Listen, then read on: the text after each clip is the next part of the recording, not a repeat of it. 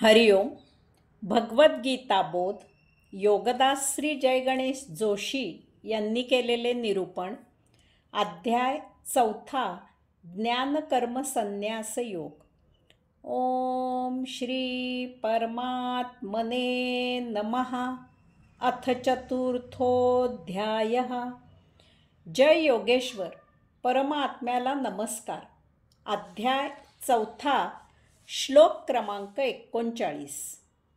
श्रद्धावान लभते ज्ञानम तत्परः संयतेन्द्रियः ज्ञानं लब्ध्वा परां शांतिम अचिरेण अधिगच्छति.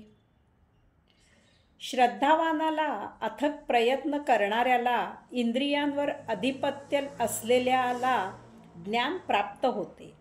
ज्ञान प्राप्त झाल्यावर तत्काळ परमशांतीचा लाभ होतो. ज्ञानप्राप्तीसाठी प्रगाढ श्रद्धा हवी. ही श्रद्धा आपण करत असलेल्या प्रयत्नावर तसेच प्राप्त करत असलेल्या ज्ञानावरही श्रद्धा हवी. आपल्याला ज्ञान प्रदान करत असलेल्या गुरुवर निस्सीम श्रद्धा हवी. श्रद्धेशिवाय ज्ञानप्राप्ती नाही. श्रद्धा नसेल तर आपल्याला एखाद्या विषयाची नुसतीच माहिती मिळेल, परंतु ज्ञान मिळणार नाही. श्रद्धा असेल तर ज्ञान आत्मसात होईल. ज्ञान सखोल असणे आवश्यक असते. यासाठी वर उल्लेख केलेल्या तीनही ठिकाणी श्रद्धा असणे आवश्यक आहे. आपल्या प्रयत्नावर आपली श्रद्धा नसेल तर आपण प्रयत्न अथक करणार नाही. नाराजीने सक्ती केल्यासारखा प्रयत्न करणे उपयुक्त होत नाही. प्रयत्नात जीव ओतून मेहनत घ्यावी लागते. त्यासाठी श्रद्धा असावी लागते. श्रद्धा असेल तर मनुष्य आगीवरूनही चालत जातो. सर्वसाधारणपणे अशक्य वाटणारी गोष्ट श्रद्धेमुळे तो सहज करतो. तसेच आपण जे ज्ञान मिळवत आहोत त्या ज्ञानावर श्रद्धा असली पाहिजे, तरच त्या विषयाची गोडी लागते आणि जिद्दीने ज्ञान प्राप्त केले जाते. श्रद्धा असेल तर जसजसे ज्ञान ग्रहण केले जाते तसतसे ज्ञान मिळवण्याची तहान वाढत जाते. ज्ञान प्राप्त होत असताना श्रद्धेमुळे एक मानसिक समाधान मिळते.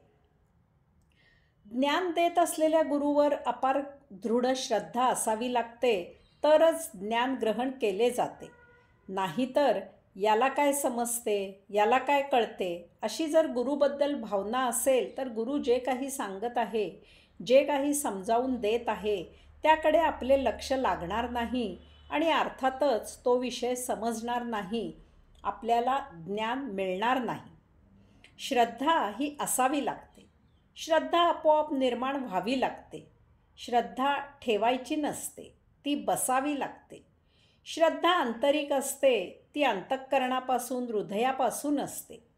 श्रद्धा असली तर संपूर्ण असते किंवा अजिबात नसते.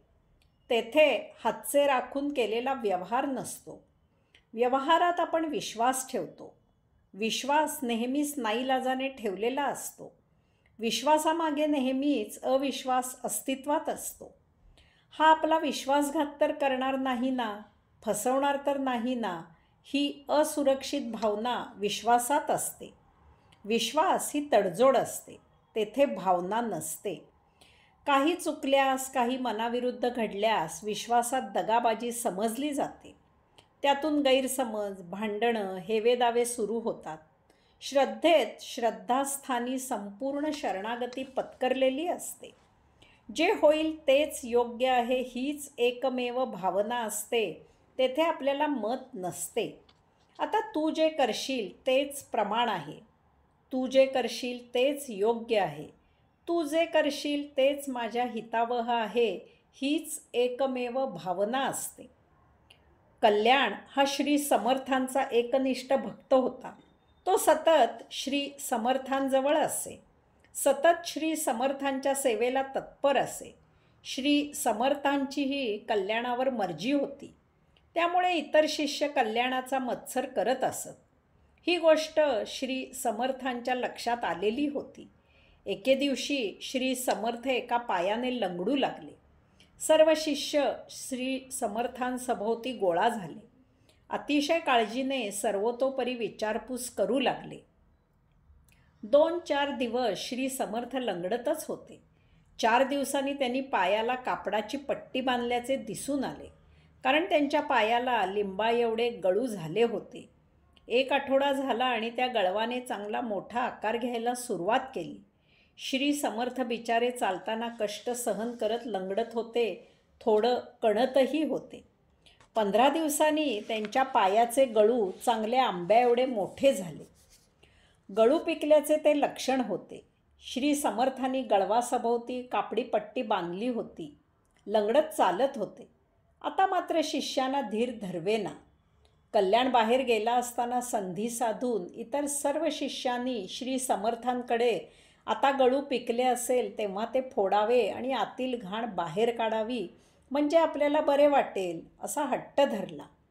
तेव्हा श्री समर्थ म्हणाले, गळू एखाद्या शस्त्राने फोडायचे म्हणजे खूप दुखेल, मला ते सहन होणारे नाही. तेव्हा शस्त्राऐवजी जर एखाद्या शिष्याने हे गळू मुखाने चोखून घेतले आणि आतील घाण बाहेर काढली तर दुखणार नाही. तेव्हा कोणीतरी एका शिष्याने गळू थोडे चावून त्यातील घाण शोषण करावी. श्री समर्थांचे हे म्हणणे ऐकून सर्व शिष्य एकमेकांकडे पाहू लागले. काहींनी माना खाली घातल्या. काही वेळाने तेथे कल्याण आला. तेथील गंभीर वातावरण पाहून त्याने आपल्या गुरुबंधूंकडे चौकशी केली. तेव्हा त्याला त्याच्या गुरुबंधूंनी श्री समर्थांच्या पायाचे गळू मुखाने चोखून त्यातील घाण बाहेर काढायच्या श्री समर्थांच्या सूचनेबद्दल सांगितले. ते ऐकता क्षणीच कल्याण श्री समर्थांच्या पायाशी बसला आणि त्याने श्री समर्थांचा पाय हाताने किंचित वर उचलून घेतला. त्या गळवाला कल्याणाने आपल्या दाताने किंचित हळूवार चावा घेतला आणि मोठ्या आनंदाने तो ते गळू चोखू लागला. अल्पावधीतच त्याच्या लक्षात आले की ते गळू नसून श्री समर्थांनी पायाला खरोखरच एक चांगला पिकलेला हापूसचा आंबा बांधला आहे. त्याने ती गोष्ट श्री समर्थांसह सर्वांच्याच लक्षात आणून दिली. तेव्हा श्री समर्थ स्मितहास्य करत म्हणाले, मी मुद्दामच प्रथम एक लिंबू बांधून गळू झाल्याचे भासविले आणि नंतर काही दिवसांनी एक आंबा बांधून गळू वाढल्याचेही भासविले, कारण मला सर्वांना दाखवून द्यायचे होते की सत्शिष्य गुरुवर कोणत्या प्रकारे श्रद्धा ठेवतो. यावरून सर्व शिष्यांनी काय बोध घ्यायचा तो घेतला आणि त्यांनी कल्याणाचा मत्सर करणे सोडून दिले. श्रद्धेच्या जोडीला अथक श्रम घ्यावे लागतात, म्हणजे ज्ञान प्राप्त होते. कितीही कष्ट झाले तरी आनंदाने ते सहन करून ज्ञान मिळवावे लागते. परिश्रम यश मिळेपर्यंत करावे लागतात. प्रयत्न मध्येच सोडून चालत नाही. तसेच अपुरे प्रयत्न करून ज्ञान प्राप्त होत नाही. मेहनतीचे पहाड फोडावे तेव्हा यश पदरी पडते. यश बसल्या जागी प्राप्त होत नाही, ते आपणच खेचून आणावे लागते. ज्ञान असेच मिळवावे लागते. जेथे जेथे ज्ञानप्राप्ती होणे शक्य आहे तेथे आपण तत्पर हजर व्हावे लागते. त्यासाठी जिज्ञासा ठेवावी आणि दाखवावी लागते, तरच ज्ञान मिळते.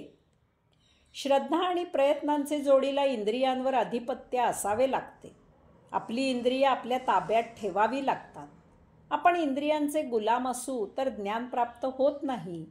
आपली इंद्रिय ही आपली सेवक आहे, तेव्हा त्यांच्याकडून सेवा करवून घ्यावी लागते. यासाठी इंद्रियांचे दमन करू नये तर संयमन करावे. यासाठी इंद्रियांचे विषयांच्या अतीत जावे.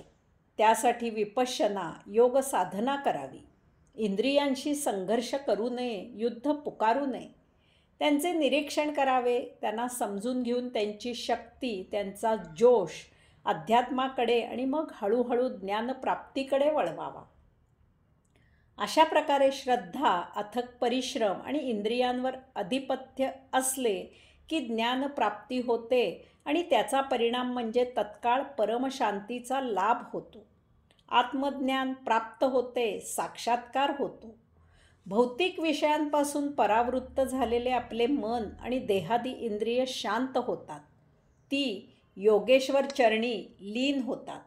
यातच कैवल्यानंद प्राप्त होतो. हरिओम.